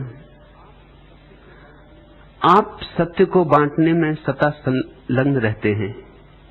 आपकी अथक चेष्टा देख बस मैं चकित हूं। आप कहते हैं चमत्कार नहीं होते, मैं कैसे मानूं? आप तो जीवित चमत्कार हैं। मनुष्य की चेतना को जगाने का ऐसा प्रयास न पहले हुआ और न आगे होगा। मैं इस चमत्कार को नमस्कार करती हूं। नीलम,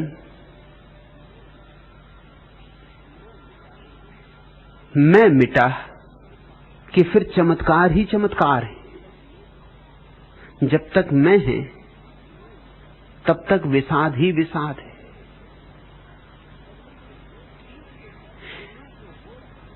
यहां जो हो रहा है, ऐसा कहना ठीक नहीं कि मैं कर रहा हूं, मैं नहीं हूं इसलिए हो रहा है। मैं जो बोल रहा हूं, मैं नहीं बोल रहा हूं, कोई और बोल रहा है। ये जो सतत उपक्रम हो रहा है, इसमें मैं परमात्मा के हाथ में एक सूखे पत्ते की तरह हूं। हवाएं जहां उड़ा ले जाएं। अब मेरा न कोई व्यक्तिगत लक्ष्य है, न कोई गंतव्य है। मैं ही नहीं हूं तो क्या लक्ष्य, क्या गंतव्य? परमात्मा पूरब ले जाता तो पूरब, और पश्चिम ले जाता तो पश्चिम। आकाश में उठा दे तो ठीक, और धूल में गिरा दे तो ठीक, जैसी उसकी मर्जी। तुम धीरे धीरे मुझे व्यक्ति की तरह देखना बंद ही कर दो। तुम भूल ही जाओ कि यहां कोई है। तुम तो मुझे बांस की पोली पोंगरी समझो। कोई बांसुरी का गीत अपना तो नहीं होता, बांसुरी से निकलता होगा। हां, अगर कोई भूल चूक होती हो तो बांसुरी की होगी, मगर गीत बांसुरी का नहीं होता। अगर बेसुरा मैं कर दूं गीत तो वो बेसुरापन मेरे बांस का होगा। लेकिन अगर गीत में कोई माधुरी हो तो माधुरी तो सदा उस परमात्मा का है। अगर कोई सत्य हो तो सदा उसका है। अगर कुछ असत्य हो तो जरूर बांस ने जोड़ दिया होगा। बांस के कारण जरूर गीत उतना मुक्त नहीं रह जाता। बांस की सकरी गली से गुजरना पड़ता है, सकरा हो जाता है। मेरी भूलों के लिए मुझे क्षमा करना, लेकिन मुझसे अगर कोई सत्य तुम्हें मिल जाए उसके लिए मुझे धन्यवाद मत देना। नीलम, याद रख, मैं तो बस वैसे हूं जैसे सूरज निकले तो रोशनी फैलती। अब कमल कोई ये थोड़ी कहेगा कि सूरज आया और उसकी किरणों ने आके मेरी पखरियों को खोला। वो तो सूरज निकला, कमल खुल जाता है। रात होती, आकाश तारों से भर जाता है, फूल खिलते हैं, गंध उड़ती। अब वर्षा आने को है, मेघ घिरेंगे, मेघ घिरेंगे, वर्षा भी होगी, प्यासी धरती तृप्त भी होगी। ये सब हो रहा है। बस इसी होने के महाक्रम में मैं भी एक हिस्सा हूं और चाहता हूं नीलम तू भी ऐसे ही एक हिस्सा हो जा। चाहता हूं मेरा प्रत्येक सन्यासी इस महाक्रम में एक हिस्सा हो जाए। उसे भाव ही न रहे अपने होने का, बस परमात्मा का होने का भाव पर्याप्त है। उसके आगे और क्या चाहिए? गिरवर से निर्झर झरता है, छल छल का संगीत मनोहर घाटी को गुंजित करता है। पाषाणों से नित टकराकर गिर गिर उठता फिर ऊपर, फिनिल मोती की लड़ियों से उछल उछल भरता अपना ओर। श्रांति सभी पथिकों के तन मन की क्षण भर में नित हरता है, गिरवर से निर्झर झरता है। धरता कितने रूप मनोहर, कभी तरल कुंदन सा बनकर, कभी चांद तारों से सज्जित, कभी अरुण रंग रंजित होकर पाषाणों से भरी हुई घाटी को भी उर्वर करता है, गिरवर से निर्झर झरता है। इसे मिले जीवन के जो पल, उन्हें बिताता चलकर अविरल। ज्ञात नहीं है इसे कहां से, ज्ञात नहीं है इसे कहां ले जाएगी जीवन की हलचल, फिर भी प्रतिपल हर्षित मन में निज पथ पर आगे बढ़ता है, गिरवर से निर्झर झरता है। तुम तो मेरे संबंध में ऐसा ही सोचना जैसे पहाड़ से एक झरना गिरता हो, कि पक्षी सुबह गीत गाते हो। तुम मुझे भूल ही जाओ। तुम जितना मेरे व्यक्ति को भूल जाओगे उतने मेरे करीब आ जाओगे। जिस दिन मैं तुम्हें व्यक्ति की तरह दिखाई ही ना पड़ूंगा, उस दिन तुम बिल्कुल मेरे साथ संयुक्त हो जाओ, एक हो जाओगे। वही घड़ी गुरु और शिष्य के मिलन की घड़ी। न गुरु गुरु रह जाता, न शिष्य शिष्य रह जाता। एक बचता है, दो खो जाते, और उस दो के खो जाने में अमृत की वर्षा है, आनंद के द्वार खुलते, प्रभु के मंदिर में प्रवेश होता है। और वही मेरा संदेश है। आनंद आमार जाति, उत्सव आमार गोत्र। आज इतना ही।